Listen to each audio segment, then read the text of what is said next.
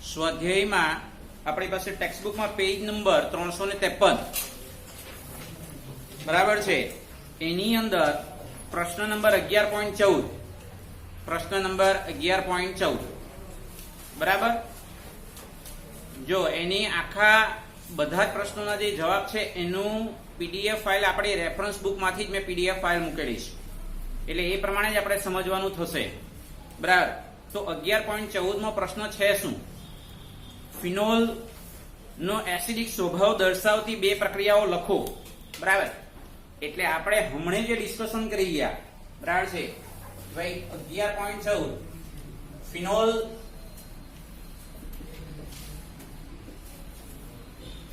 Single bond sodium. બરાબર. તો અહીંયા તમારી પાસે શું મળશે?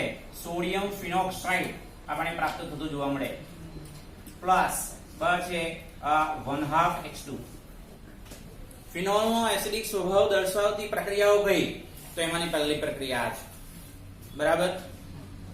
પછી બીજી પ્રક્રિયા કઈ? ફિનોલ નો એસિડિક સ્વભાવ દર્શાવતી બીજી રિએક્શન કઈ? તો એ બીજી રિએક્શન આપણે ખાસ કરીને સમજીએ તો એ થશે ફિનોલની સોડિયમ હાઇડ્રોક્સાઇડ સાથે આપણે પ્રક્રિયા કરીએ એટલે અહીંયા આપણને સોડિયમ ફિનોક્સાઇડ મળે, સાથે H2O મળે. તટસ્થીકરણની પ્રક્રિયા થઈ ગઈ. તટસ્થીકરણની પ્રક્રિયા થઈ ગઈ જોવા મળે. તો આ બીજી રિએક્શન જે ફિનોલ નો સ્વભાવ એસિડિક છે એવું દર્શાવતું જોવા મળે, આપણે એવું ધ્યાનમાં રાખી શકાય. હવે પછીનો જે મુદ્દો છે અગત્યનો, ફિનોલની એસિડિકતાની સરખામણી ઇથેનોલની એસિડિકતા સાથે કરો. એટલે શું આપણે એની અંદર મેન્શન આઉટ કરવાનું થશે કે ભાઈ જે ઇથેનોલ છે, ઇથેનોલ C2H5OH બરાબર છે. હવે એ ઇથેનોલનું આયનીકરણ કરી, ઇથેનોલનું આપણે જ્યારે આયનીકરણ કરીએ ત્યારે C2H5O- એટલે કે ઇથોક્સાઇડ આયન આપણને પ્રાપ્ત થતો જોવા મળે. ઇથોક્સાઇડ આયન આપણને મળે, ઇથોક્સાઇડ આયન પ્રાપ્ત થાય. સમજાય છે? જ્યારે ફિનોલનું આયનીકરણ કરીએ, ફિનોલનું આયનીકરણ કરીએ બરાબર છે, આપણે અહીંયા લખીશું આયનીકરણ. તો આની અંદર આપણને ફિનોક્સાઇડ આયન આપણને પ્રાપ્ત થાય, ફિનોક્સાઇડ આયન આપણને પ્રાપ્ત થાય. બરાબર છે. તો અહીંયા તમે આયનીકરણની પ્રક્રિયા કરો ત્યારે એટલે તમે હાઇડ્રોજન વાયુને બદલે તમે આયનીકરણ પ્રક્રિયાની કરો એટલે તમે H+ આવી રીતે લખશો. હાઇડ્રોજન વાયુ ક્યારે મળશે? સોડિયમ ધાતુ સાથે રિએક્શન આપશો ત્યારે. આયનીકરણની પ્રક્રિયા કરીએ એટલે આ બોન્ડ બ્રેક થાય. કયો? O single bond H. બરાબર છે. O સિંગલ બોન્ડ H એ બંધ બ્રેક થાય એટલે આપણને ઇથોક્સાઇડ આયન મળે, અને આ તમને શું કયો આયન મળે છે? ફિનોક્સાઇડ આયન મળે છે. ફિનોક્સાઇડ આયન આપણે પ્રાપ્ત થતું જોવા મળે. હવે અહીં આપણે સમજી શકીએ ઇથોક્સાઇડ આયનના કોઈ સંસ્પંદન બંધારણ પ્રાપ્ત થતા નથી. ધ્યાનમાં રાખજો. ઇથોક્સાઇડ જે આયન છે એના કોઈ સંસ્પંદન બંધારણ આપણને પ્રાપ્ત થતા નથી. જ્યારે ફિનોક્સાઇડ આયનના આપણે લાસ્ટ લેક્ચરની અંદર એટલે કે ગઈકાલના લેક્ચરમાં ફિનોક્સાઇડ આયનના લગભગ 5 જેટલા સંસ્પંદન બંધારણો જોયા છે. એટલે ઇથોક્સાઇડ આયનની સરખામણીમાં ફિનોક્સાઇડ આયનના 5 જેટલા સંસ્પંદન બંધારણો જોવા મળે એટલે બસ ખરેખર ફિનોક્સાઇડ આયન વધારે સ્ટેબલ કહેવાય. એટલે ઇથેનોલની સરખામણીમાં બસ ફિનોલની એસિડિકતા વધારે છે, આપણે એવું ધ્યાનમાં રાખી શકાય છે. સમજાય છે? આપણે આ બંધારણ આમાં બી દોરવા પડે. હા, ફિનોક્સાઇડ આયનના આપણે એ બંધારણ પણ તમારે દોરવા પડે, પણ આપણે અહીંયા મેન્શન નથી કરતા કારણ કે ગઈકાલના લેક્ચરમાં આપણે ડિસ્કશન કરી રહ્યા છે. બરાબર. એટલે ફિનોક્સાઇડ આયનના કેટલા બંધારણ મળશે? આપણને 5 જેટલા બંધારણ મળે. ઇથોક્સાઇડ આયનના કોઈ સંસ્પંદન બંધારણ પ્રાપ્ત થતા નથી. એટલા માટે આપણે એવું કહી શકાય કે આલ્કોહોલની સરખામણીમાં ઇથેનોલની સરખામણીમાં ફિનોલ વધારે એસિડિક છે, આપણે એવું ધ્યાનમાં રાખીશું. ક્લિયર થાય છે? બધાને સમજાય છે? બરાબર. હવે સૌથી અગત્યનો મુદ્દો અને એના પછીનો પ્રશ્નનો જવાબ 11.15 11.15 તો 11.15 ના પ્રશ્નનો જવાબને સમજવું હોય તો કેવી રીતે?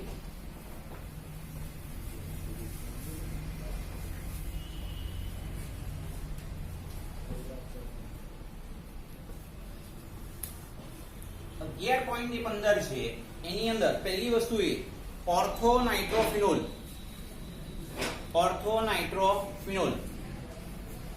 તો ઓર્થોનાઇટ્રોફિનોલ નું બંધારણ આપણે જ્યારે જોઈએ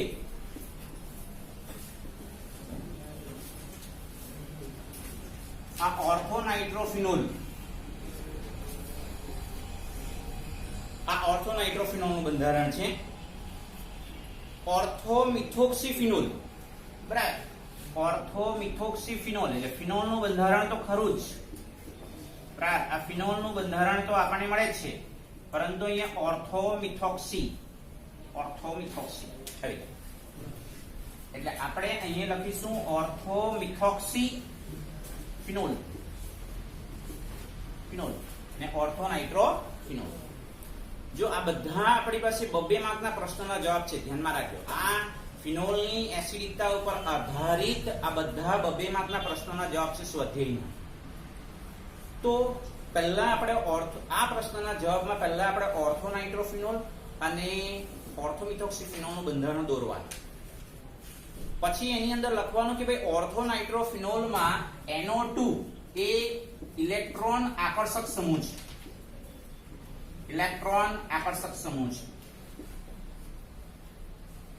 તો ખબર કેવી રીતના પડશે? તો એટલી વસ્તુ યાદ રાખો, 11th ની અંદર બરાબર યાદ હોય તો બેન્ઝીનની ઇલેક્ટ્રોન અનુરાગી વિસ્થાપન પ્રક્રિયા જોઈ ગયા આપણે. એ બેન્ઝીનની ઇલેક્ટ્રોન અનુરાગી વિસ્થાપન પ્રક્રિયા કઈ જોઈ ગયા?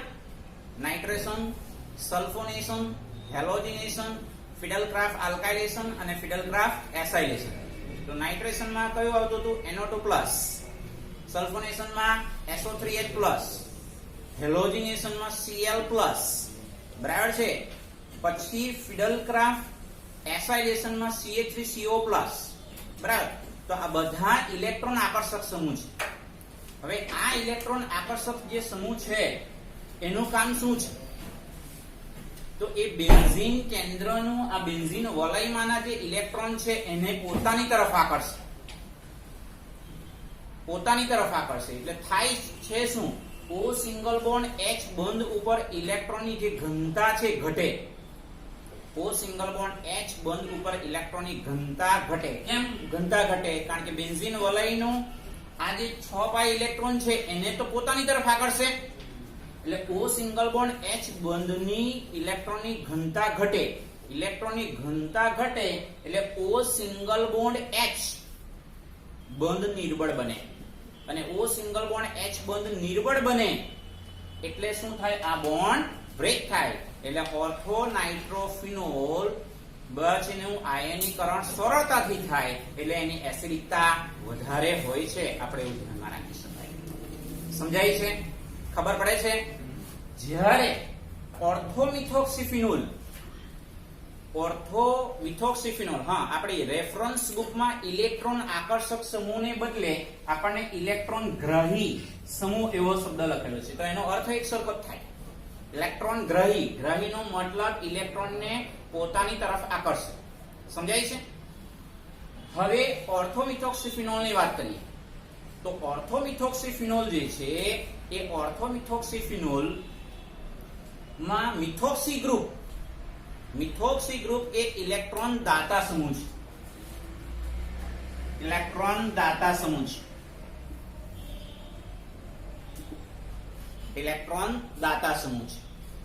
દાતા સમૂહનો મતલબ શું થાય કે આ મિથોક્સી ગ્રુપમાંનો ઓક્સિજન પરમાણુ પોતાનો ઇલેક્ટ્રોન યુગ્મ એ બેન્ઝીન વલયને આપી દે.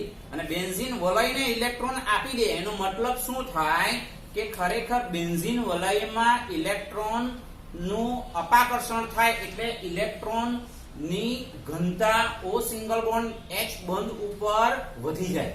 O સિંગલ બોન્ડ H બંધની ઇલેક્ટ્રોનની ઘનતા વધી જાય, કારણ કે બેન્ઝીન કેન્દ્રમાંથી ઇલેક્ટ્રોનને આકર્ષતો નથી પોતાની તરફ, એ પોતાના ઇલેક્ટ્રોન બેન્ઝીન વલયના કેન્દ્રને આપી દે. સમજાય છે? એટલે O સિંગલ બોન્ડ H બંધ ઉપર બસ ઇલેક્ટ્રોનની ઘનતા વધી જાય, અને ઇલેક્ટ્રોનની ઘનતા વધી જાય એટલે O સિંગલ બોન્ડ H બંધ પ્રબળ બને. બંધ જો પ્રબળ બને તો અહીંયા O સિંગલ બોન્ડ H બંધ તૂટવો મુશ્કેલ હોય, એટલે એનું આયનીકરણ સરળતાથી થઈ શકતું નથી, અથવા તો એનું આયનીકરણ મુશ્કેલ છે, આપણે એવું ધ્યાનમાં રાખી શકાય. ખબર પડે છે? એટલા માટે ઓર્થોમિથોક્સીફિનોલની એસિડિકતા બરાબર છે એ ખરેખર ઓર્થોનાઇટ્રોફિનોલની સરખામણીમાં ઓછી છે, આપણે એવું કહી શકાય. અથવા ઉલટી રીતે તમારે કેવું હોય તો ઓર્થોનાઇટ્રોફિનોલની એસિડિકતા ઓર્થોમિથોક્સીફિનોલ કરતા વધુ છે, આપણે એવું કહી શકાય. ક્લિયર થાય છે? બરાબર. એટલે ફરી પાછું ડિસ્કશન કરું. NO2 ઇલેક્ટ્રોન આકર્ષક સમૂહ છે. ઇલેક્ટ્રોન આકર્ષક સમૂહની કામગીરી બેન્ઝીન વલયના ઇલેક્ટ્રોનને પોતાની તરફ આકર્ષવાનું, જેથી કરીને ફિનોલમાંના O સિંગલ બોન્ડ H બંધની ઇલેક્ટ્રોનની ઘનતા ઘટે, એટલે O સિંગલ બોન્ડ H બંધ નિર્બળ બને, એટલે એનું આયનીકરણ સરળતાથી થતું જોવા મળે. જ્યારે ઓર્થોમિથોક્સીફિનોલમાં મિથોક્સી ગ્રુપ એ ઇલેક્ટ્રોન દાતા સમૂહ છે, જે બેન્ઝીન વલયને પોતાના ઇલેક્ટ્રોન આપી દે, અને પોતાના ઇલેક્ટ્રોન આપી દે એટલે O સિંગલ બોન્ડ H બંધ ઉપર ઇલેક્ટ્રોનની ઘનતા વધે, અને ઇલેક્ટ્રોનની ઘનતા વધે એટલે O સિંગલ બોન્ડ H બંધ પ્રબળ બને, એટલે એનું આયનીકરણ થવું મુશ્કેલ છે. એટલે ઓર્થોમિથોક્સીફિનોલ કરતા ઓર્થોનાઇટ્રોફિનોલની એસિડિકતા વધુ છે, આપણે એવું કહી શકાય. સમજાય છે? બરાબર. ત્યાર પછી 11.16 આ બધા જ પ્રશ્નોના જવાબની PDF ફાઇલ આપણે રેફરન્સ બુકમાંથી મૂકેલી છે. બરાબર છે? એટલે અથવા તો ન હોય તો પણ કંઈ વાંધો નથી. આજનો જે લેક્ચર છે એ લેક્ચરની અંદરથી તમારે PDF ફાઇલ ડાઉનલોડ કરીને પછી તમે એને સમજી શકો. બરાબર. 11.16મો પ્રશ્ન. 11.16મા પ્રશ્નની અંદર બેન્ઝીન વલયના કાર્બન સાથે જોડાયેલો હાઇડ્રોક્સિલ સમૂહ, બરાબર, એને આપણે સમજીશું. બેન્ઝીન વલયના કાર્બન સાથે જોડાયેલો હાઇડ્રોક્સિલ સમૂહ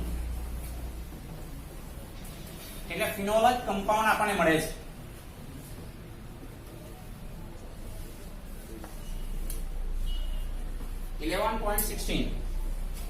બેન્ઝીન વલયના કાર્બન સાથે જોડાયેલો હાઇડ્રોક્સિલ સમૂહ, એનો અર્થ એવો થાય, બરાબર છે, આ તમારી પાસે ફિનોલનું કમ્પાઉન્ડ આપણને મળે છે.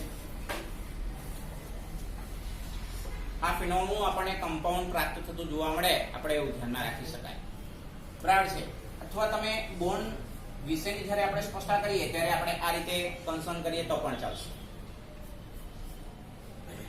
તો ખરેખર જ્યારે શું કીધું, બેન્ઝીન વલયના કાર્બન સાથે જોડાયેલો હાઇડ્રોક્સિલ સમૂહ બેન્ઝીન વલયને ઇલેક્ટ્રોન અનુરાગી વિસ્થાપન પ્રત્યે કેવી રીતે સક્રિય કરે છે.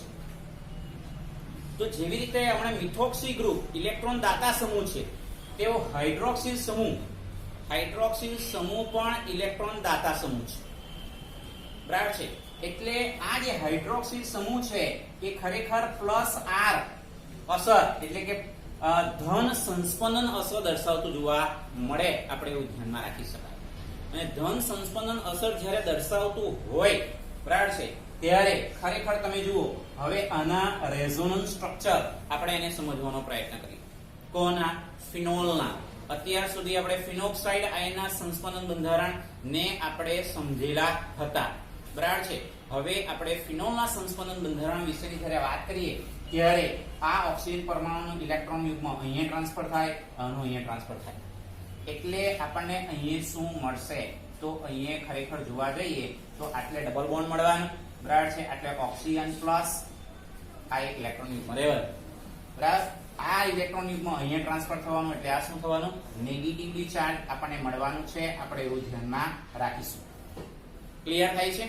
કોના સંસ્પંદન બંધારણ દોરીએ છીએ આપણે? ફિનોલના. બરાબર. એટલે હવે આ બીજું સંસ્પંદન બંધારણ આપણને મળ્યું, તો હવે આ ઇલેક્ટ્રોન યુગ્મ અહીંયા ટ્રાન્સફર થશે, આ અહીંયા ટ્રાન્સફર થશે. આ આપણી પાસે એમને એમ જ કમ્પ્લીટ રહેશે, બરાબર. હવે આ ટ્રાન્સફર અહીંયા થશે, અહીંયા તમારી પાસે નેગેટિવ ચાર્જ આપણને આ રીતે મળવાનું, એટલે આ મળશે ત્રીજું સંસ્પંદન બંધારણ. તો હવે આને આપણે અહીંયા ટ્રાન્સફર કરીશું, આને અહીંયા ટ્રાન્સફર કરીશું, એટલે શું મળશે? ચોથું જે બંધારણ આપણને મળવાનું છે એ આ રીતે આપણને મળશે.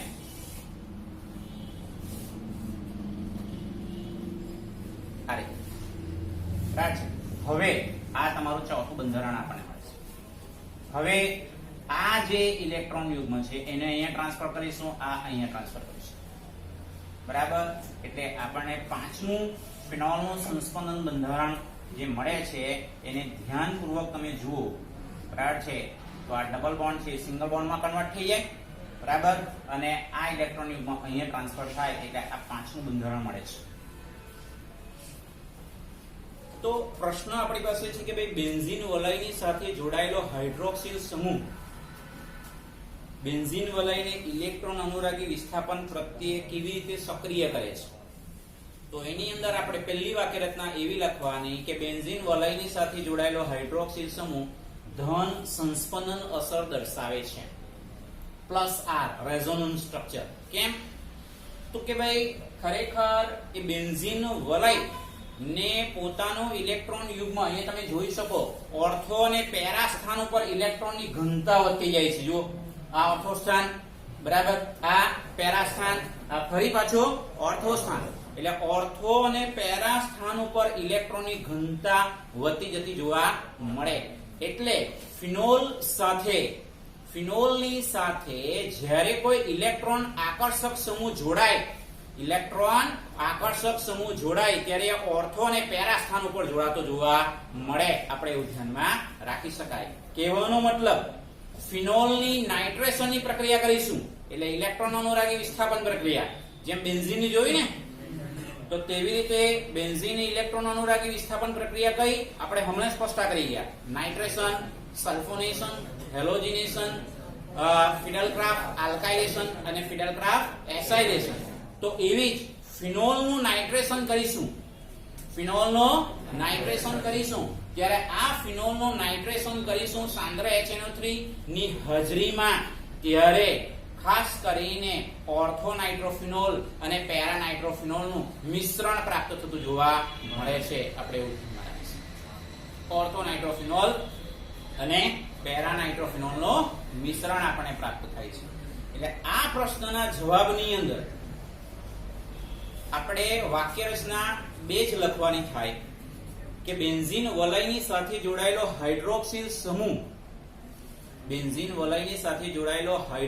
સમૂહ પ્લસ આર છે, એટલે કે ધન સંસ્પંદન અસર દર્શાવતું જોવા મળે છે.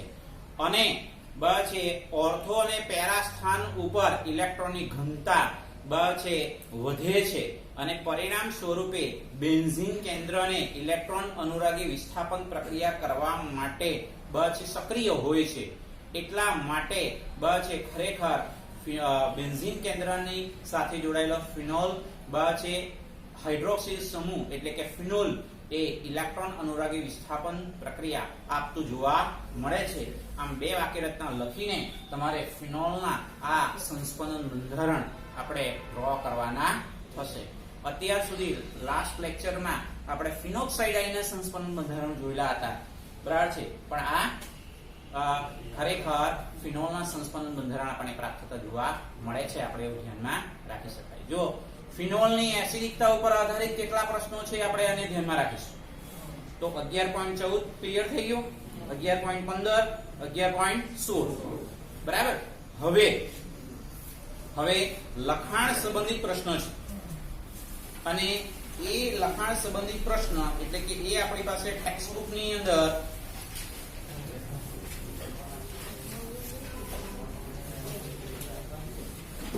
પેજ નંબર 343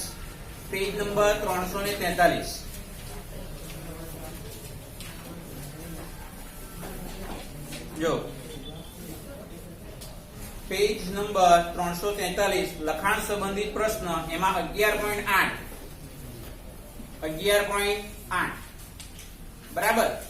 હવે 11.8 નો પ્રશ્નને બરાબર સમજીશું. ફિનોલ કરતા ઓર્થો અને પેરા નાઇટ્રોફિનોલ સંયોજનો વધુ એસિડિક છે, જે એકચ્યુઅલી ગઈકાલના લેક્ચરમાં આપણે ડિસ્કશન કરીને આવેલા છે. ફિનોલ કરતા ઓર્થો અને પેરા નાઇટ્રોફિનોલ સંયોજનો વધુ એસિડિક છે, તેમના અનુવર્તી ફિનોક્સાઇડ આયનના સંસ્પંદન બંધારણો દોરો. એટલે અહીંયા તમારે 3 સંસ્પંદન બંધારણ દોરવાના થાય. 3 સંસ્પંદન બંધારણ કોના દોરવાના થાય? નંબર 1 ફિનોક્સાઇડ આયનના, જે ઓલરેડી આપણે ગઈકાલે શીખેલા છે, એના સંસ્પંદન બંધારણ આની જેમ જ આપણે દોરવાના થશે. 5 જેટલા સંસ્પંદન બંધારણ આપણને જોવા મળશે. આપણે ઓર્થો નાઇટ્રોફિનોલ નું તમને સમજાવી દઉં. સેમ એના જેવું પેરા નાઇટ્રોફિનોલ ના સંસ્પંદન બંધારણો આપણને જોવા મળશે. ખ્યાલ આવે છે? એટલે ઓર્થો નાઇટ્રોફિનોલ ના એટલે આ પ્રશ્નના જવાબમાં તમારે ટોટલ 15 જેટલા રેઝોનન્સ સ્ટ્રક્ચર ડ્રો કરવાનો થાય. ધ્યાનમાં રાખજો. ફિનોક્સાઇડ આયનના 5, બરાબર. એવી જ રીતે ખરેખર ઓર્થો નાઇટ્રોફિનોલ ના બી 5 જેટલા આપણને મળે છે, અને પેરા નાઇટ્રોફિનોલ ના પણ આપણને 5 જેટલા સંસ્પંદન બંધારણ આપણને પ્રાપ્ત થતા જોવા મળે. બરાબર છે? તો એની અંદર આપણે ઓર્થો નાઇટ્રોફિનોલ એટલે આપણે હમણાં સમજીને જ આવ્યા કે ભાઈ ફિનોલ ની સાથે કોઈ ઇલેક્ટ્રોન આકર્ષક સમૂહ જોડાયેલો હોય તો એ બેન્ઝીન કેન્દ્રના ઇલેક્ટ્રોનને પોતાની તરફ આકર્ષે. એટલે આપણે સ્વાભાવિક છે કે ફિનોલ કરતા એની એસિડિકતા વધી જતી જોવા મળે છે. તો એ રેઝોનન્સ સ્ટ્રક્ચર જે ખરેખર ફિનોક્સાઇડ આયન કરતા પણ વધારે સ્ટેબલ આપણે પ્રાપ્ત થતા જોવા મળે છે. તો આપણે ઓર્થો નાઇટ્રોફિનોલ, બરાબર છે, એના રેઝોનન્સ સ્ટ્રક્ચરને આપણે ધ્યાનપૂર્વક સમજવાનો પ્રયત્ન કરીએ. બરાબર છે? એટલે પહેલા તો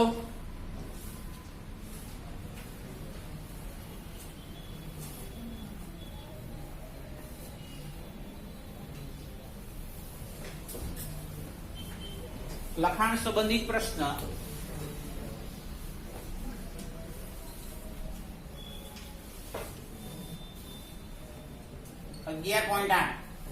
બરાબર.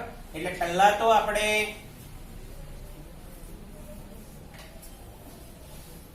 આ ઓર્થો નાઇટ્રોફિનોલ છે, બરાબર, એનું આપણે પહેલા આયનીકરણ કરીએ. આયનીકરણ કરીએ એટલે ખરેખર આપણને આ રીતે સ્ટ્રક્ચર પ્રાપ્ત થશે.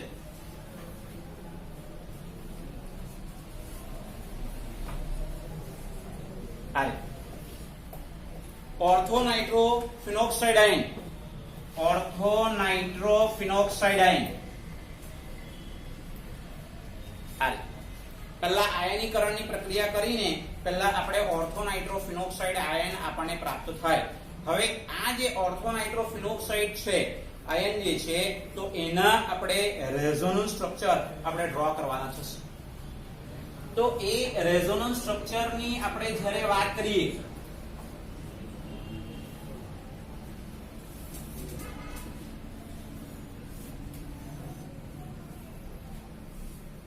જોજો અહીંયા NO2 માટે બી ખાસ કરીને આપણે ધ્યાનમાં રાખવાનું થશે. NO2 બરાબર છે?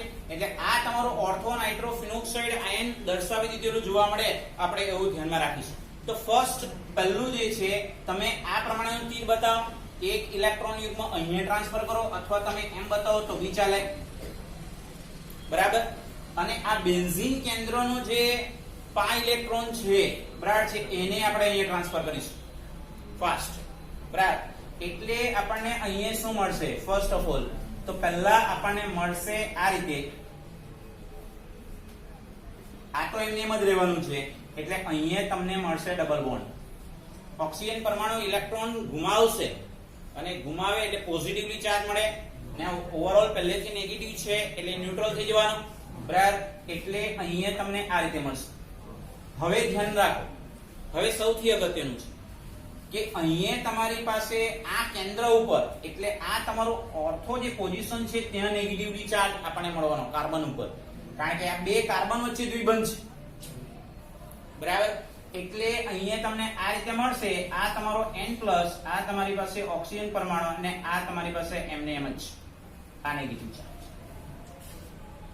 પેરા નાઇટ્રોફિનોલનું જ્યારે સ્ટ્રક્ચર ડ્રો કરશો ત્યારે પેરાના પેરા પોઝિશન ઉપર NO2 ને કન્સર્ન કરવાનો રહેશે. આપણે એવું ધ્યાનમાં રાખીશું. હવે આ જે ઇલેક્ટ્રોન નેગેટિવલી ચાર્જ બતાવ્યો છે તેને આપણે અહીંયા ટ્રાન્સફર કરીશું, બરાબર છે, અને આ ડબલ બોન્ડ નું ઇલેક્ટ્રોન યુગ્મ આપણે અહીંયા ટ્રાન્સફર કરીશું. એટલે એક્ચ્યુઅલી ખરેખર આ જે છે એક તમને મધ્યસ્થી મળે છે. આખું સ્ટ્રક્ચર એક મધ્યસ્થી આપણને પ્રાપ્ત થાય. એક્ચ્યુઅલી તો ખરેખર છે ને આટલા ડબલ બોન્ડ મળી જાય, આટલા ડબલ બોન્ડ, એટલે આ આપણે ખાલી મધ્યસ્થી બતાવેલું છે. એટલે હવે પછીનું સ્ટેપ તમે અહીંયા ડાયરેક્ટ લખો તો પણ ચાલે, બરાબર. તો એ મધ્યસ્થી બતાવવાનું રીઝન એ છે કે આપણને ખબર પડે કે ભાઈ અહીંયાથી આ બોન્ડ ટ્રાન્સફર થયેલો છે, બરાબર છે. તો ઇલેક્ટ્રોન યુગ્મ ટ્રાન્સફોર્મેશન વિશેની જ્યારે વાત કરીએ છીએ ત્યારે આ ઓક્સિજન આ રીતે. હવે તમારી પાસે જુઓ આ ડબલ બોન્ડ આપણને મળવા, આ N+, બરાબર, અને તમારી પાસે આટલે ઓક્સિજન નેગેટિવલી ચાર્જ આપણને મળવાનો, આ તો એમને એમ જ છે આ રીતે, બરાબર. એટલે બાકીના જે બોન્ડ છે એ બાકીના બોન્ડ ને આપણે આ રીતે લખીશું. ક્લિયર થાય છે? અરે વાહ. એક્ચ્યુઅલી તો ખરેખર આના પછીનું સીધું સ્ટેપ કયું આવવું જોઈએ? સમજાય છે? સીધું સ્ટેપ આપણી પાસે આ રીતે આપણને મળવું જોઈએ, પરંતુ આપણને જે સ્ટ્રક્ચર આપેલું છે એ સ્ટ્રક્ચરના હિસાબે આપણે આ રીતે લખીએ છીએ. હવે જુઓ, હવે આ જે ડબલ બોન્ડ છે એનું ટ્રાન્સફોર્મેશન અહીંયા થશે, જોજો ખાસ, અને આનું ફરી પાછું ટ્રાન્સફોર્મેશન અહીંયા થશે. એરિયા જે સિંગલ બોન્ડ હતો એટલે નાઇટ્રોજનની જે સંયોજકતા છે એ નાઇટ્રોજનની સંયોજકતા કમ્પ્લીટલી સંતોષાય 5, કારણ કે પોઝિટિવલી ચાર્જ છે 2 4, બરાબર. તો આ ધ્યાનમાં રાખીશું. તો હવે આ અહીંયા આપણી પાસે ટ્રાન્સફર, એટલે એક સાથે આ બે આપણે અહીંયા દર્શાવવાનો પ્રયત્ન કરેલો છે. એટલે હવે પછીનું સ્ટેપ શું આવશે? હવે પછીનું સ્ટેપમાં આપણે આ રીતે દર્શાવી શકાય ઓક્સિજન પરમાણુ આ રીતે, બરાબર. અને આ તમારી પાસે અહીંયા બોન્ડ ટ્રાન્સફર થશે અને આ તમારું N+, બરાબર છે, ડબલ બોન્ડ ઓક્સિજન ફરી પાછું જેમ હતું તેમ આપણને મળે છે આ રીતે. અને આ તો તમારી પાસે આના માટેની જ્યારે આપણે સ્પષ્ટતા કરીએ છીએ ત્યારે, બરાબર છે, એના માટેની આપણે કમ્પ્લીટલી આ જે સ્પષ્ટતા કરીએ છીએ ત્યારે આપણને આ બોન્ડ આપણને મળે છે આ રીતે, કારણ કે આ ટ્રાન્સફોર્મેશન અહીંયા થશે અને આની જ્યારે વાત કરીએ ત્યારે એ ટ્રાન્સફોર્મેશન અહીંયા થશે, બરાબર. એટલે એક સાથે આપણે જ્યારે દર્શાવવાની વાત કરીએ છીએ ત્યારે આપણને આ ખાસ ધ્યાનમાં રાખીશું. એટલે મધ્યસ્થી આપણને મળી ગયું, બરાબર, અને પછી આટલા નેગેટિવલી ચાર્જ મળવાનો, બરાબર. આ નેગેટિવલી ચાર્જ આપણને મળવાનો છે કારણ કે આ ઇલેક્ટ્રોન યુગ્મ સ્થાનાંતર અહીંયા થઈ ગયું, એટલે આ આપણને નેગેટિવ ચાર્જ આપણને પ્રાપ્ત થઈ ગયું, બરાબર. અને આ તો આપણે આ રીતે જ છે. એટલે હવે આને કઈ નથી કરવાનું, NO2 ગ્રુપને કઈ નથી કરવાનું, બરાબર. તો હવે શું થશે? હવે આ ટ્રાન્સફોર્મેશન અહીંયા થશે, આ ઇલેક્ટ્રોન યુગ્મનું સ્થાનાંતર અહીંયા થશે, બરાબર. એટલે આપણને શું મળવાનું? હવે જે સ્ટ્રક્ચર આપણને મળવાનું છે એ આપણને આ રીતે મળશે, બરાબર. આ તમારું નેગેટિવ ચાર્જ, એટલે તમારી પાસે ડબલ બોન્ડ ઓક્સિજન, બરાબર છે, આ રીતે આપણને મળ્યું. અને NO2 એ તો એમને એમ જ લખવાનું છે, NO2 તો આપણે એમને એમ જ લખવાનું છે, બરાબર. હવે આ ટ્રાન્સફોર્મેશન અહીં, આ ટ્રાન્સફોર્મેશન અહીં, એટલે ફાઇનલી આપણને સ્ટ્રક્ચર શું મળશે? ફાઇનલી જે સ્ટ્રક્ચર આપણને મળશે એ ફરી પાછું ઓર્થો નાઇટ્રોક્સ આ રીતે જ આપણને મળવાનું છે, N+ ડબલ બોન્ડ ઓક્સિજન, એટલે ઓક્સિજન આ રીતે મળશે. ઓર્થો નાઇટ્રો ફિનોક્સાઇડ આયનનું સ્ટ્રક્ચર આપણને પ્રાપ્ત થાય. એટલે આ સ્ટ્રક્ચર જો નંબર ઓફ સંસ્પંદન બંધારણની સંખ્યા વધી ગઈ કારણ કે આપણે મધ્યસ્થી લખ્યું છે એટલા માટે, બરાબર. એટલે આ સ્ટ્રક્ચર જુઓ અને આ સ્ટ્રક્ચર જુઓ, શું છે ફરક? શું ફરક દેખાય? કે અહીંયા જ્યાં ડબલ બોન્ડ છે ત્યાં શું મળી ગયું આપણને? સિંગલ. ખબર પડે છે? તો આ આવી રીતે ઓર્થો નાઇટ્રો ફિનોક્સાઇડ ના આપણે સંસ્પંદન બંધારણ દોર્યા એવી રીતે પેરા નાઇટ્રો ફિનોક્સાઇડ આયનના બી સંસ્પંદન બંધારણ આપણે આવી રીતે ડ્રો કરી શકાય. જે પેરા પોઝિશન ઉપર NO2 લઈને એના સંસ્પંદન બંધારણ દોરવાના થશે. બરાબર. એટલે પ્રશ્નનો જવાબ ખરેખર મોટો થઈ જાય, એને લેન્થ વધી જાય, કારણ કે 3 માર્કનો પ્રશ્ન 4 માર્ક્સ બી આપીએ તો ઓછા કહેવાય. એનું કારણ છે કારણ કે ફિનોક્સાઇડ આયનના 5 સંસ્પંદન બંધારણ દોરવા પડે અને આપણે ખરેખર ગણતરી અહીંયાથી કરીએ 1 2 3 4 5 ને 6 6 જેટલા બંધારણ આપણે પ્રાપ્ત થતા જોવા મળે. અને સેમ આવા પેરાનાઇટ્રોફિનોલના બી 6 જેટલા સંસ્પંદન બંધારણ આપણે પ્રાપ્ત થતા જોવા મળે. એટલે આટલો ડિફિકલ્ટ ક્વેશ્ચન પૂછવાની શક્યતા ઘટી જાય. બરાબર છે. કારણ કે 4 માર્કનો આખો પ્રશ્નનો જવાબ, કારણ કે ટોટલી આપણે 6 ને 6 12 12 ને 5 17 જેટલા રેઝોનન્સ સ્ટ્રક્ચર આપણે ડ્રો કરવા. બરાબર. એટલે સમજવું અગત્યનું છે. બરાબર. કોઈ આમાંથી એવું બી પૂછે, 2 માર્કનો પ્રશ્ન બી પૂછે કે ભાઈ ઓર્થોનાઇટ્રોફિનોલના સંસ્પંદન બંધારણ દોરો, તો ઓર્થોનાઇટ્રોફિનોલમાંથી આપણે પહેલા ઋણ આયનના પાર્ટમાં જઈ જવાનું. એટલે ઓર્થોનાઇટ્રોફિનોક્સાઇડ આયન આપણને મળે. બરાબર. અને પછી એના સંસ્પંદન બંધારણ દોરવાના થશે. ખબર પડે છે? તો આ એક ઇમ્પોર્ટન્ટ પોઈન્ટ છે, આપણે એવું ધ્યાનમાં રાખીશું. એટલે ફિનોલની એસિડિકતા ઉપર આધારિત પ્રશ્નો આટલા થશે. એટલે આપણે સ્વાધ્યાય અને લખાણ સંબંધિત પ્રશ્નોના જવાબ સાથે સાથે જ કરતા જઈએ એટલે ટોપિક આપણો ક્લિયર થાય. બરાબર. હવે આપણે મેઇન મુદ્દા ઉપર આવતા રહીએ, એટલે કે એસ્ટરીકરણનો જે મુદ્દો છે એના ઉપર આપણે સમજવાના છે. બરાબર. એસ્ટરીકરણનો ટોપિક.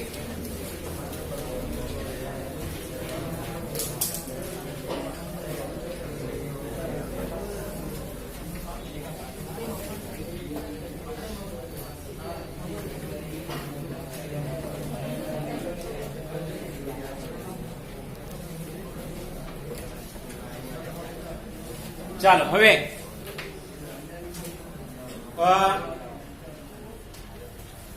જો આપણો સબ્જેક્ટિવની દ્રષ્ટિએ જે પ્રશ્ન છે ને એ પ્રશ્નને બરાબર ધ્યાનપૂર્વક સમજજો. O સિંગલ બોન્ડ H બંધ તૂટવા માટેની પ્રક્રિયાઓ લખો. આ પ્રમાણેનો પોઈન્ટ છે. પ્રશ્ન આપણો મેઇન હજુ પૂરો નથી થયો. આપણે લાસ્ટ ટાઈમ બી ડિસ્કશન કરેલું, એટલે ગઈકાલે એના આગલા દિવસે. તો એ મુદ્દાનો એ પ્રશ્નનો જવાબ હજુ અધૂરો છે. O સિંગલ બોન્ડ H બંધ તૂટવાની પ્રક્રિયાનું વર્ણન કરો. તો એની અંદર આપણે જવાબ લખવાનો થાય આલ્કોહોલની એસિડિકતા. આલ્કોહોલની એસિડિકતાની અંદર કોઈ એક જ તમે રિએક્શન લખો તો બી ચાલે.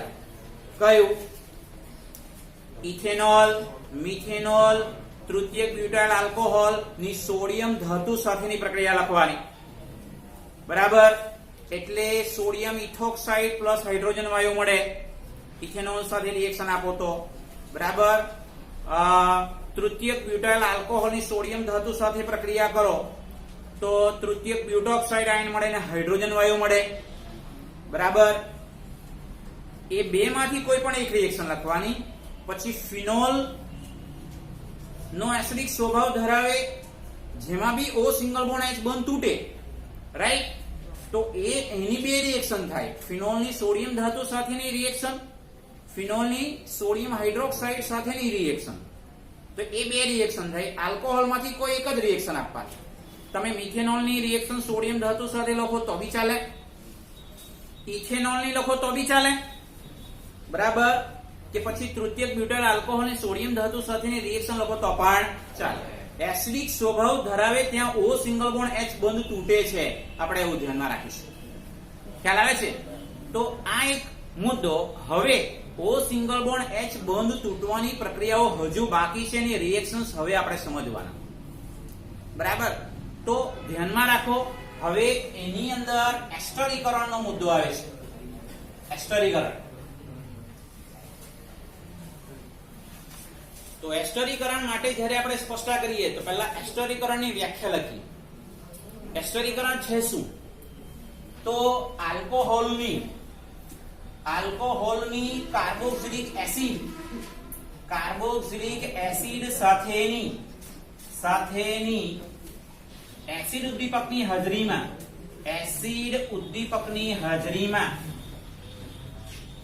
સંગનનની પ્રક્રિયા થઈ એસ્ટર બને છે આ પ્રક્રિયાને એસ્ટરીકરણ કહે છે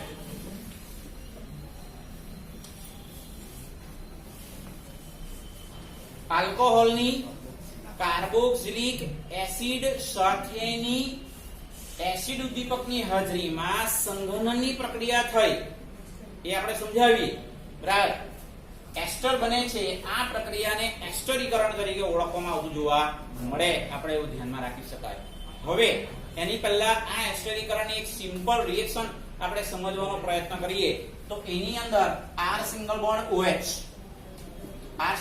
એટલે આલ્કોહોલ પ્લસ છે કાર્બોક્સિલિક એસિડ બરાબર છે હવે કાર્બોક્સિલિક એસિડ ને હું જરા આ રીતે લખવાનો પ્રયત્ન કરીશ આ કાર્બોક્સિલિક એસિડ ઉદ્દીપકની હાજરીમાં પ્રક્રિયા થાય છે એટલે એ સાંદ્ર H2SO4 જનરલી હોય બરાબર હવે જ્યારે એસ્ટર બને છે ધ્યાનમાં રાખો એટલે આપણે અહીંયા R' લખીએ એટલે આપણે એ ધ્યાનમાં રાખીશું આલ્કોહોલ માંથી O સિંગલ બોન્ડ H બંધ ધ્યાનમાં રાખજો આલ્કોહોલ માંથી O single bond H bond break થતો જોવા મળે આપણે એવું ધ્યાનમાં રાખીશું અને છે ખાસ કરીને અહીંયાથી કાર્બોક્સિલિક જે એસિડ છે એ કાર્બોક્સિલિક એસિડ માંથી આ બોન્ડ બ્રેક થાય એટલે આપણને ખરેખર જોવા જઈએ તો અહીંયા આપણે ખાસ કરીને એટલે બી તમે O સિંગલ બોન્ડ H કારણ કે આપણી પાસે એસ્ટર બનવાનો છે એટલે R આપણે અહીંયાથી તમારી પાસે R COO R' આ રીતે COO R' એટલે આ R નો આલ્કોહોલ માનો ઓક્સિજન પરમાણુ તો ખરો બરાબર પછી આ તમારી પાસે આ બે એટલે આ તમારો અહીંયાથી ખરેખર COO R' આપણે આ રીતે લઈએ બરાબર અને પાણીનો અણુ છૂટો પડતો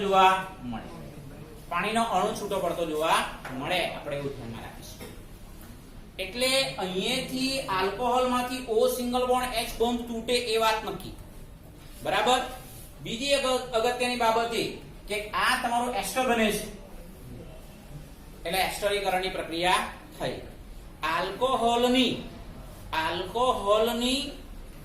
માત્ર ને માત્ર કાર્બોક્સિલિક એસિડ સાથે પ્રક્રિયા થાય તો એસ્ટર બને એવું જરૂરી નથી એના સિવાય આલ્કોહોલની છે એસિડ ક્લોરાઇડ એટલે ખાસ કરીને R'COCl એને એસિડ ક્લોરાઇડ કહેવાય બરાબર અને આ તમારો આલ્કોહોલ તો છે તો એમાં બી તમારી પાસે એસ્ટર બનતો જોવા મળે આપણે એવું ધ્યાનમાં રાખી શકાય એસિડ ઉદ્દીપકની હાજરીમાં તો અહીંયા બી તમારો RCOO R' એસ્ટર આપણને પ્રાપ્ત થતું જોવા મળે એટલે બુકની અંદર મેન્શન કરેલું છે આલ્કોહોલની carboxylic acid chloride acid anhydride એટલે આપણે એને આ રીતે લખવાનું થાય એસિડ એનહાઇડ્રાઇડ એટલે હું આ રીતે લખીશ દાખલા તરીકે CH3COO છે COOCH3 આને આપણે એસિડિક એનહાઇડ્રાઇડ કહેવાય એસિડિક એનહાઇડ્રાઇડ અને અહીંયા ખાસ કરીને આપણે આલ્કોહોલમાં માની લો કે ભાઈ CH3OH લખીએ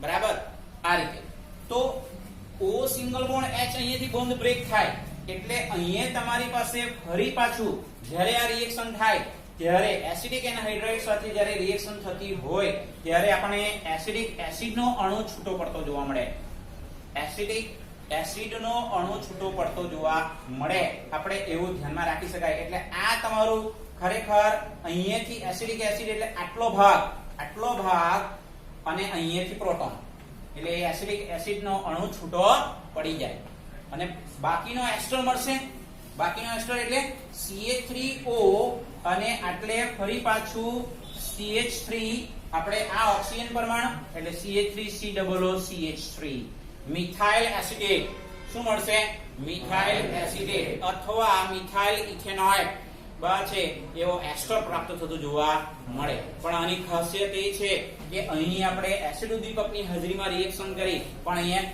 પિરિડીન જેવા નિર્બળ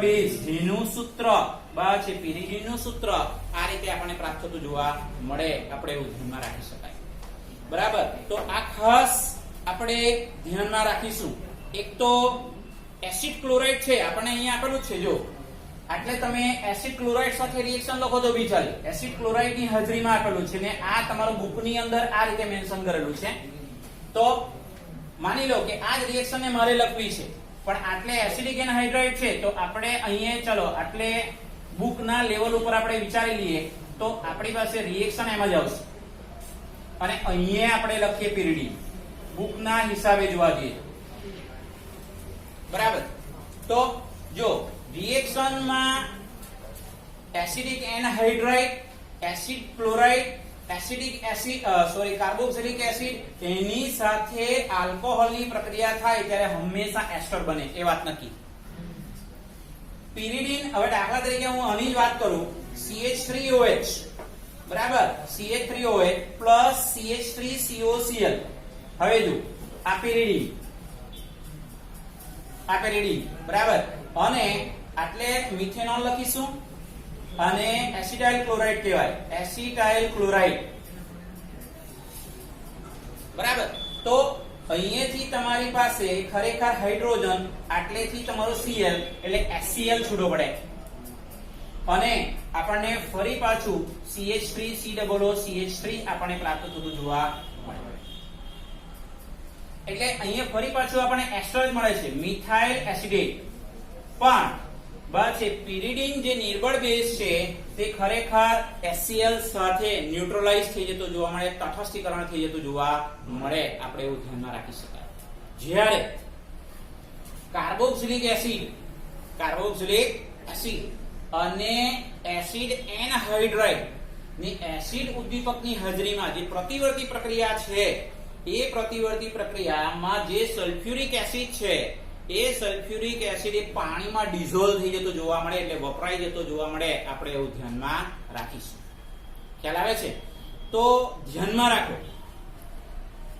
આલ્કોહોલમાં O single bond H bond તૂટવાની પ્રક્રિયા લખો આ ટાઈપનો પ્રશ્ન હોય જોજો પ્રશ્ન અલગ હશે O single bond H bond તૂટવાની પ્રક્રિયા લખો તો એ આલ્કોહોલમાં બી આવે અને ફિનોલમાં બી આવે સમજાય છે પણ ખાલી એવું જ કીધેલું હોય કે આલ્કોહોલમાં O single bond H bond તૂટવાની પ્રક્રિયા લખો તો એની અંદર નંબર ઓફ રિએક્શન્સ તમારી વધી જશે એક પહેલી આવશે સોડિયમ ધાતુ વાળી બરાબર પછી તમારે કઈ રિએક્શન લખવાની થશે આ બધી રિએક્શન લખવાની થશે આલ્કોહોલની કાર્બોક્સિલિક એસિડ સાથેની રિએક્શન આલ્કોહોલની એસિડ ક્લોરાઇડની હાજરીમાં આલ્કોહોલની એસિડિક એનહાઇડ્રાઇડ સાથેની રિએક્શન્સ બરાબર આમાં આ જ રિએક્શન એસ્ટર ખાલી આલ્કોહોલ સાથે જ રિએક્શન થાય છે એવું નથી ફિનોલ સાથે બી રિએક્શન થતી હોય તો એસ્ટર બનતો જોવા મળે એટલે જો તમને જનરલ ફોર્મ્યુલા લખેલી છે R/AROH એટલે માની લો કે આટલે મિથેનોલ છે એની જગ્યાએ તમે ફિનોલ લખો અને એ ફિનોલની એસિડ ક્લોરાઇડ સાથે પ્રક્રિયા કરો તો બી અહીં એસ્ટર જ બનવાનો છે આટલું ધ્યાનમાં રાખીશું બરાબર એટલે પ્રશ્ન શું પૂછેલો છે જોવાનું ક્યાં ક્યાં AR લખેલું છે જો દરેકની અંદર લખેલું છે દરેકમાં એટલે આપણે આ બધી રિએક્શન કોની સાથે જોઈ ગયા આલ્કોહોલ સાથે તો સેમ રિએક્શન કોની સાથે થશે ફિનોલ સાથે એટલે ત્રણ અલગ અલગ પ્રકારના પ્રશ્નો થઈ ગયા આલ્કોહોલમાં O સિંગલ બોન્ડ H બંધ તૂટવાની પ્રક્રિયા લખો number 2 ફિનોલમાં O single bond H બંધ તૂટવાની પ્રક્રિયા લખો બીજો પ્રશ્ન અને ત્રીજો O single bond H bond તૂટવાની પ્રક્રિયાઓ લખો જેમાં આલ્કોહોલ અને ફિનોલ બંનેની રિએક્શન લખવાની છે. ખબર પડે છે? તો આ ધ્યાનમાં રાખજો ને. આ પ્રશ્નનો જવાબ મોસ્ટ ઇમ્પોર્ટન્ટ છે, આપણે ધ્યાનમાં રાખીશું. એટલે પ્રશ્નના જવાબને અલગ કેવી રીતના કરીશું? આલ્કોહોલમાં O single bond H bond તૂટવાની પ્રક્રિયા લખો એટલે આલ્કોહોલની સોડિયમ ધાતુ સાથેની એક રિએક્શન લખવાની, પછી ફરી પાછી કેટલી રિએક્શન લખવાની? બીજી ત્રણ કઈ? આ ત્રણ. હવે આમાં એટલે ટોટલ 4 રિએક્શન થઈ, બરાબર. આમાં તમે જે સિમ્પલ રિએક્શન આપેલી છે, જે જનરલ રિએક્શન આપેલી છે તે લખો તો બી ચાલે, પણ અહીંયા તમારે આરડેસ લખવાનું.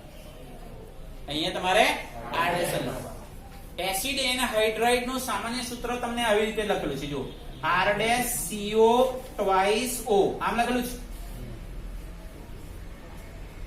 ખ્યાલ આવી ગયો? R-CO twice O એ શું છે? Acid anhydride. એટલે અહીંયા તમે જુઓ R ની જગ્યાએ બરાબર તમે ધ્યાન આપજો, આ વચ્ચેનો જે ઓક્સિજન છે કે નહીં એ અહીંયા છે, બરાબર. અને આ તમારો CO તે અહીંયા આવી ગયો, રાઈટ. તો આટલા બે ભાગ છે, જો આટલા, આ એક, આ બે. થઈ ગયું ને? ખબર પડે છે? એટલે R-CO ને ઓક્સિજન બહાર.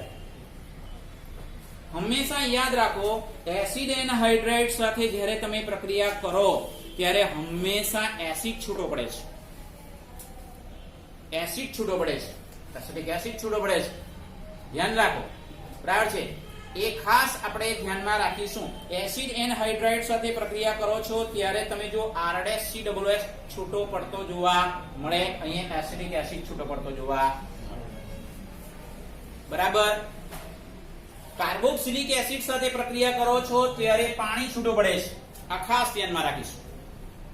એસિડ ક્લોરાઇડ સાથે પ્રક્રિયા કરો છો ત્યારે એસિડ છૂટો પડતો જોવા મળે, કારણ કે પિરિડીન એ નિર્બળ બેઝ છે અને એ પિરિડીન નિર્બળ બેઝ છે. 11th માં આપણે Kb નિર્બળ બેઝનું આયનીકરણ અચળાંકનું સૂત્ર તારવેલું ત્યાં આવેલું હતું. પિરિડીન એનું સૂત્ર છે C5H5N. આ પિરિડીનનો ફરી પાછો આપણી પાસે આલ્કોહોલના ઓક્સિડેશનના ટોપિકમાં આ મુદ્દો ફરી પાછો આવશે, એનું એક સ્ટ્રક્ચર આખું બનશે. આ ધ્યાનમાં રાખો. સમજ પડે છે? એટલે આલ્કોહોલમાં O સિંગલ બોન્ડ H બંધ તૂટવાની પ્રક્રિયા, ફિનોલમાં O સિંગલ બોન્ડ H બંધ તૂટવાની પ્રક્રિયા, એટલે આલ્કોહોલમાં O સિંગલ બોન્ડ H બંધ તૂટવાની પ્રક્રિયા 4. ફિનોલમાં કેટલી થશે? ફિનોલમાં 5, કારણ કે ફિનોલની સોડિયમ ધાતુ સાથે રિએક્શન આપવાની, ફિનોલની સોડિયમ હાઇડ્રોક્સાઇડ સાથેની પ્રક્રિયા આપવાની. ખબર પડે છે?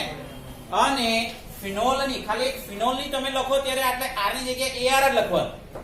R ની જગ્યાએ AR. સમજાય છે? તો આ પ્રમાણે આપણે કમ્પ્લીટ જોવાનું કેટલા માર્કનો પ્રશ્ન પૂછાયેલો છે, બરાબર. આલ્કોહોલમાં O સિંગલ બોન્ડ H બંધ તૂટવાની પ્રક્રિયા લખો તો એ જનરલી આપણે 2 માર્કનો જ પ્રશ્ન પૂછે. કેમ? કારણ કે ટોટલ રિએક્શન 4 થવાની. સમજ પડે છે? ટોટલ રિએક્શન 4 જ થવાની, પણ O સિંગલ બોન્ડ H બંધ તૂટવાની પ્રક્રિયા લખો એનો અર્થ એવો થાય આલ્કોહોલ અને ફિનોલની બંનેની લખવાની થાય. આલ્કોહોલ અને ફિનોલ બંનેની લખવાની થાય. તો તમારે જરા સ્ટ્રેટેજી અપનાવવાનું, બુકની અંદર જે પ્રમાણે આપેલું છે એટલે R/AR લખી દેવાનું, એટલે બંનેની કોમન થઈ જાય. ખાલી તમારે છૂટી કઈ લખવાની? આલ્કોહોલની સોડિયમ સાથેની, ફિનોલની સોડિયમ સાથેની, ફિનોલની સોડિયમ હાઇડ્રોક્સાઇડ સાથેની રિએક્શન એને અલગથી લખવાની. આ બંને કોમન માં લખી દેવાનું, બરાબર. એટલે આ મોસ્ટ ઇમ્પોર્ટન્ટ રિએક્શન છે, ધ્યાનમાં રાખો. 3 માર્કનો પ્રશ્ન પૂછાય એટલે 6 રિએક્શન આવી જ જોઈએ. 2 માર્કનો પ્રશ્ન હોય એટલે 4 રિએક્શન લખાવી જ જોઈએ, બરાબર. ફિનોલની પછી ડિટેલમાં આપણે રિએક્શન સમજવાના છે. ફિનોલની રાસાયણિક પ્રક્રિયાઓનો મુદ્દો જે આવશે તેની અંદર છે એસ્ટર કેવી રીતે બને, આપણે સિમ્પલ તો બતાવ્યું છે, પણ પછી આપણે એને ડિટેલમાં સમજવાના થશે. હવે જુઓ, એની અંદર જ કન્ટિન્યુ છે. નીચેની છેલ્લી 2 લીટી જુઓ. આલ્કોહોલ અને ફિનોલ સંયોજનોમાં એસિટાઇલ સમૂહના પ્રવેશને આલ્કોહોલ અને ફિનોલ સંયોજનોમાં એસિટાઇલ સમૂહના પ્રવેશને એસિટિલેશન કહે છે. જોજો આ ખાસ, એટલે એ છે શું? આ મુદ્દો આપણે હવે પછીના ટોપિકમાં એટલે કે ફિનોલ ની કોલ્બે-સ્મિથ પ્રક્રિયા, ફિનોલની કોલ્બે-સ્મિથ પ્રક્રિયાની અંદર સમજવાના છે. આ મુદ્દાને છે ને, આ વાક્ય રચનાને બરાબર સમજજો. શું લખ્યું? આલ્કોહોલ અને ફિનોલ સંયોજનોમાં એસિટાઇલ સમૂહના પ્રવેશને એસિટિલેશન તરીકે ઓળખવામાં આવતું જોવા મળે. તો પહેલી વસ્તુ એ કે આપણને સ્ટ્રક્ચર આપેલું છે. જુઓ,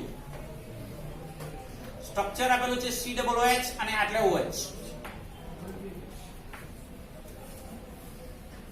હવે આ વાક્ય રચના છે ને, આ વ્યાખ્યા હું તમને હમણાં ન સમજાવી શકું. કયું? આલ્કોહોલ અને ફિનોલ સંયોજનોમાં એસિટાઇલ સમૂહના પ્રવેશને એસિટિલેશન કહે છે. એ જે મુદ્દો છે ને, એ મુદ્દાને આપણે અહીંયા ખાલી આ રિએક્શનને પહેલા સમજી લઈએ. આ રિએક્શનને આપણે પહેલા સમજી લઈએ. એટલે આની અંદર પહેલા તો આ જે છે એ તમારું સેલિસિલિક એસિડ છે. આનું સામાન્ય નામ છે સેલિસિલિક એસિડ. IUPAC નામ તો 2-હાઇડ્રોક્સી બેન્ઝોઇક એસિડ. હવે આની એસિડિક એનહાઇડ્રાઇડ ની હાજરીમાં પ્રક્રિયા કરવામાં આવે. એસિડિક એનહાઇડ્રાઇડ ની હાજરીમાં પ્રક્રિયા કરવામાં આવે એટલે આ તમારો O સિંગલ બોન્ડ H બંધ તૂટે. એટલે આ O સિંગલ બોન્ડ H બંધ તૂટે એટલે આપણને જે કમ્પાઉન્ડ મળે છે, એ કમ્પાઉન્ડ જે મળે છે એ COOH.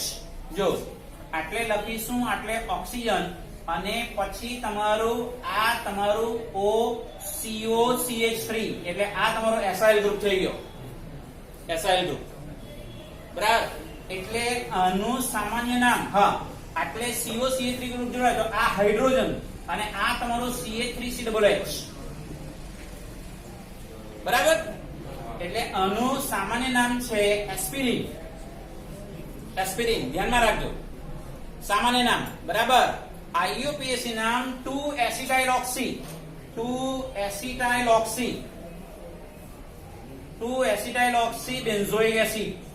Benzoic acid. Most important, ધ્યાનમાં રાખજો. આ IUPAC નામ છે. સેલિસિલિક એસિડ નો IUPAC નામ 2-હાઇડ્રોક્સી બેન્ઝોઇક એસિડ. આ ધ્યાનમાં રાખજો. બરાબર. હવે આ એસ્પિરિન નો ઉપયોગ વેદનાહર ઔષધ, ધ્યાનમાં રાખજો, વેદનાહર ઔષધ એટલે કે શરીરમાં દુખાવો થતો હોય, બરાબર છે, ત્યારે આ એસ્પિરિન ની ટેબ્લેટ લેવામાં આવે. વેદનાહર ઔષધ, જેને ખરેખર અંગ્રેજીની અંદર એનાલ્જેસિક કહેવાય. એનાલ્જેસિક. આ ધ્યાનમાં રાખજો. અને તાપ શામક ઔષધ, આનો ઉપયોગ ની સ્પષ્ટતા કરીએ છીએ. એસ્પિરિનના ઉપયોગ, એસ્પિરિનનો પહેલો ઉપયોગ વેદનાહર ઔષધ તરીકે, જેને અંગ્રેજીમાં એનાલ્જેસિક છે ડ્રગ કહેવાય. તાપ શામક ઔષધ, એન્ટીપાયરેટિક. અંગ્રેજી નામ એટલા માટે કહું છું કે MCQ ની અંદર આવા શબ્દો આપશે. તાપ શામક ઔષધ એટલે આપણને તાવ આવતો હોય ત્યારે એસ્પિરિનની ટેબ્લેટ લેવામાં આવે. તાવ, શરીરનું તાપમાન ઘટાડવા માટે ઉપયોગમાં લેવાતા ઔષધને તાપ શામક ઔષધ કહેવાય. શરીરનું તાપમાન ઘટાડવા માટે ઉપયોગમાં લેવામાં આવતા ઔષધને તાપ શામક ઔષધ, જેને અંગ્રેજીમાં એન્ટીપાયરેટિક ડ્રગ તરીકે ઓળખવામાં આવતું જોવા મળે. આપણે એવું ધ્યાનમાં રાખીશું. તો અહીંયા તમે જુઓ, આ ફિનોલ માંથી બને છે સેલિસિલિક એસિડ, પણ એ કોલ્બે-સ્મિથ પ્રક્રિયામાં આપણે સમજવાના છે. કોલ્બે-સ્મિથ પ્રક્રિયામાં સમજવાના છે. એટલે ફરી પાછું ફિનોલમાં O single bond H bond તૂટવાની આ એક બીજી પ્રક્રિયા સામેલ છે. ફિનોલમાં O single bond H bond તૂટવાની આ બીજી એક પ્રક્રિયા સામેલ થતી જોવા મળે. આપણે એવું ધ્યાનમાં રાખીશું. બરાબર. તમને એવું થશે કે આ ભાઈ ક્યાંથી આવ્યું? તે ફિનોલ માંથી બને છે. અને એ છે કોલ્બે સ્મિથ પ્રક્રિયા. આપણે સમજીશું. બરાબર? ઓકે, ચાલો આટલું.